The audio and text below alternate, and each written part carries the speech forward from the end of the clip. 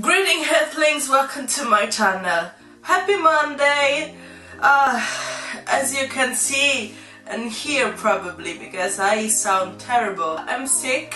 I want to take advantage of this terrible situation to make a new episode of Surviving 101, and this week's will be about being sick and taking care of yourself. So first of all, you have to recognize that you're sick. Recognizing the symptoms of having a cold, of having a flu is not always easy, and everyone is always talking about, you know, taking the flu jabs. So if you're feeling your head stuffed with cotton and whatever, but more than that is recognizing that you're sick and taking action, because there are different kind of people. There are the people who act like they're dying. I'm sick. Please tell my mom I love her. And then there are the people who just ignore it and keep doing what they do. So they go to school, they go to work, they go out with friends, but they are still sick. Both of them, both of the occasion are wrong. When you're sick, you need to cure yourself, take care of yourself. But most of all, you don't have to get outside and be a contagious sack of germs like you are. When you're sick, it's important that you tell somebody else that you are. So if you're home alone, or you don't have anyone to count on, you can always hope that somebody will be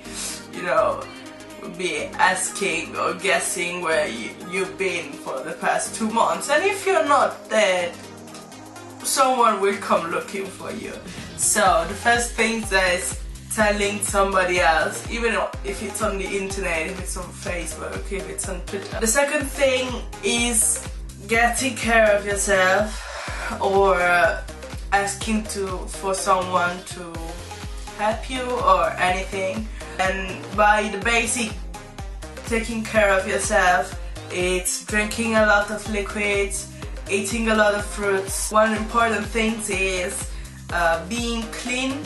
I know that when you're sick, it's hard to peel yourself out of the bed and take a shower, but it helps a lot. You know, you have a lot of germs and bacteria around you with the tissue, with the coughing, with being in bed, and it's bad. Taking 1 or 2 showers a day will help you improve your health a lot, and getting plenty of rest. If you're not the kind that is barely alive when it's sick, you have to. It's mandatory. Don't go out, don't push yourself, don't go to work, don't go to school. It's not like you have to stay home for 20 years. You have to get rest and be quiet. You need some time to recover. Maybe from 2 to 5 days, but you have to take them. You have to take some time and be far from the others and from the environment. This is important for 2 reasons. The first of all is that you need it for yourself. It's easier to get healthy when you're home and where you can take some rest, and you can take your meds, and you can take everything that you need. And second of all, you're not contagion anyone. I cannot stress people enough, because when you're sick and you keep hanging around people, someone else is bound to get sick, and so you're spreading it, you're helping it to someone else to get sick. Don't be that person. Don't be the person that comes and that goes to work and does this. Are you sick? A bit, but I'm okay to work. No, don't do that, please. please don't do that. The second thing is learning the principle of the medicines. You know, when you're moving from home or changing countries, the drugs and the over-the-counters medicines are not the same everywhere. So if you learn the active principles, it's easier. So maybe you can look up for them online, like, oh, I remember when I was sick my mother used to give me that syrup, that the name is vaguely like that. You can Google it and then you read the active principle in it. So when you go to the chemist and you can ask for, I need paracetamol, I need, I don't know, acetylcysteine or any other kind of that, because not always the chemist knows it.